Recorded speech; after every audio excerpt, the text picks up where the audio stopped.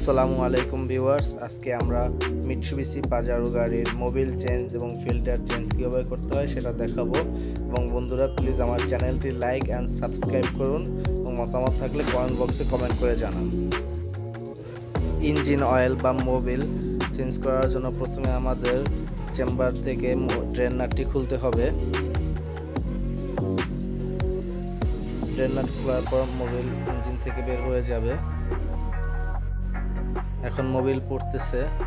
এই মোবিল বা engine oil আমরা একটি পাত্রে রাখবো প্রথমে।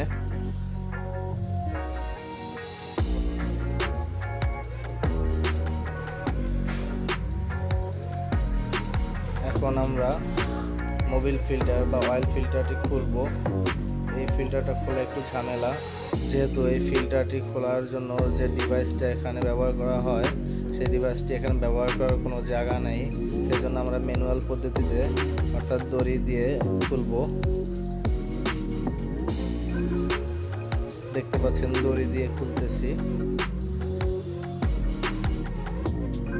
এটি খুব শক্ত করে লাগানো থাকে, সেজন্য এটা ধীরে ধীরে বা আস্তে আস্তে খুলতেছি। দড়ি দিয়ে খোলা শেষ, এখন আমরা আস্তে আস্তে হাত দিয়ে খুলবো। ফিল্টারটি খোলা শেষ, এখন আমরা এটি বাইরে বের করে আনবো। দেখতে পাচ্ছেন এটি বাইরে বের করে আনলাম। এটি মোবিল ফিল্টার। এখন আমরা নতুন ফিল্টারটি লাগাবো। দেখতে পাচ্ছেন নতুন ফিল্টারটি লাগাচ্ছি। প্রথমে আমরা হাত দিয়ে কিছুটা লাগিয়ে নেব, যতটা সম্ভব লাগানো যায়। তারপরে আবার আমরা আগের মতো দড়ি দিয়ে টাইট করে দেব। এখন আবার ম্যানুয়াল পদ্ধতিতে দড়ি দিয়ে টাইট দিচ্ছি। দেখতে পাচ্ছেন খুব শক্ত করে দড়ি দিয়ে আবার টাইট করে দিচ্ছি, যাতে অয়েল বা মোবিল লিক না করে। দেখতে পাচ্ছেন ইঞ্জিন থেকে ইঞ্জিন অয়েল বা মোবিল সম্পূর্ণ পড়ে গেছে। এখন আমরা ড্রেন নাট সেটি লাগিয়ে দেব। ড্রেন নাটটি এখন আমরা এল হ্যান্ডেল এবং 21 নাম্বার সকেট দিয়ে সম্পূর্ণ টাইট করে দেব, যাতে ইঞ্জিন অয়েল বা মোবিল ড্রেন নাট থেকে কোনো লিক না করে।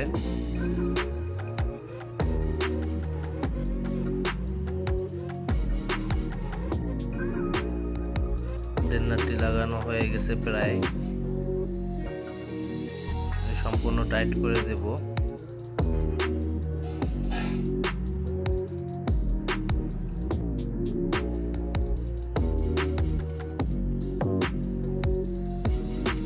হ্যাঁ, হয়ে গেছে টাইট।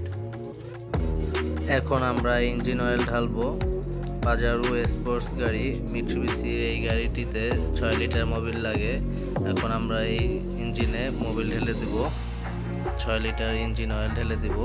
প্রথমে 5 লিটারের একটি ক্যান ঢেলে দিলাম, তারপর 1 লিটারের একটা ক্যান ঢেলে দেব। মোট 6 লিটার হলো। এই ছিল ভিডিওটি বন্ধুরা।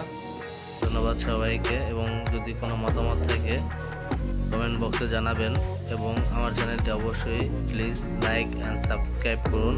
ধন্যবাদ।